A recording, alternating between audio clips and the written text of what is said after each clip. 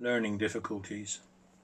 It's been almost a week since I started this, and this is what I've learned so far. If you want to learn music and play the piano, you have to organise your brain, structure your practice time, and focus hard on how you think.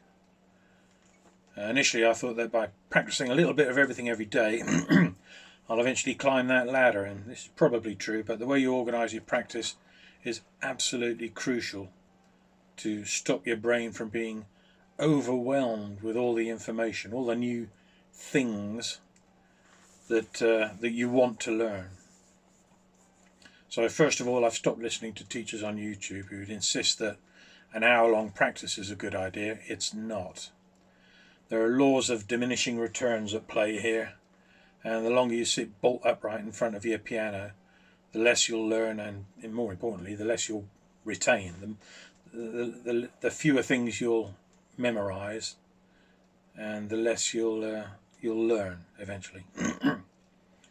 So that hour needs to be broken up into manageable chunks to give your brain some recovery time. It's just true for me. That's what I'm saying. I haven't read any books on it.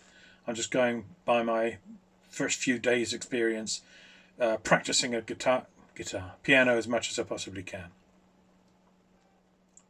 So when I'm sitting in front of my piano, my mind starts to wander after about 20 minutes or so. And if I force myself past this point, my brain gets annoyed and resentful and starts forcing me to make mistakes. So I can do a couple of hours practice every day, is because I'll divide the time up into chunks, like 15 minutes, 20 minutes, maybe half an hour even, if I'm thoroughly absorbed in what I'm doing. And that's easy for me because I live alone and I'm retired. But the point is, I've got to have plenty of breaks. I can't sit in front of a piano without getting annoyed for an hour. That's just mental.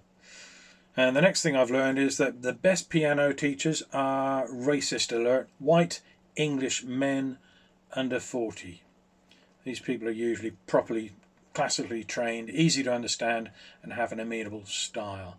So this is just a personal choice, but I rate people online and outside in the real world on how annoying they are. And English trained men are the least annoying to me, so you may be completely different. But the other teachers that I've come across, and I've been, same as probably anybody watching this, I've seen dozens of them online, and the ones I come across are either difficult to understand, annoyingly loud and abrasive, or they think everybody watching them is 4 years old, which not for me. But that doesn't mean they can be ignored, because even the worst teachers out there usually have one or two really good things that they do well, or they'll cover something that the teachers that I like don't cover, or I haven't found yet in their lessons. For example, there's one out there that looks like Cyndi Lauper, and you probably know which teacher I mean, who has a brilliant, not my cup of tea, but she has a brilliant video about how to attach chords to a melody. It's only about 7 or 8 minutes long, but I downloaded it straight away and put that in my arsenal of my weaponry of stuff that I can use, because it's such a brilliant video. By the way, if you can download videos to your computer or onto a large tablet even, do that. Find out how to do it and do it.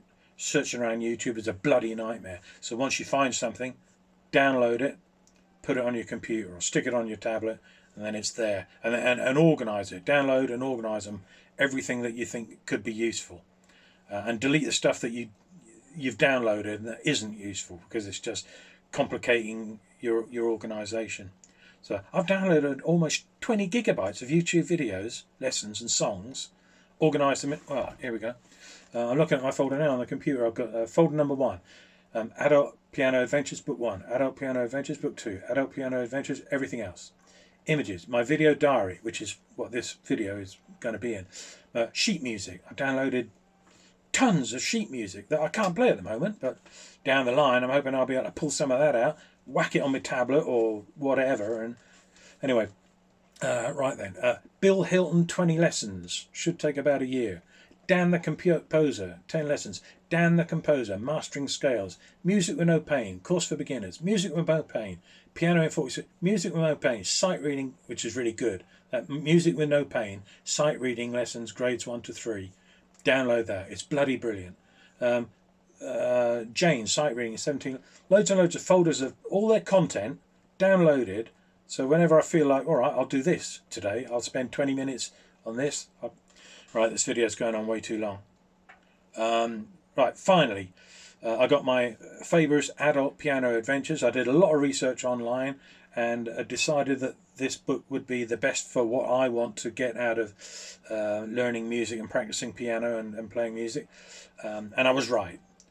It's a brilliant choice. Fabour's Adult Piano Adventures book came a couple of days ago. I've been skimming through it, and I'll have more to say on this brilliant book and their brilliant, most awesome online resources in a future video. I'm guessing in about a month or so, once I've been through it a little bit.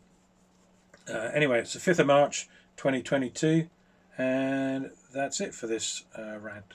Ta-ta.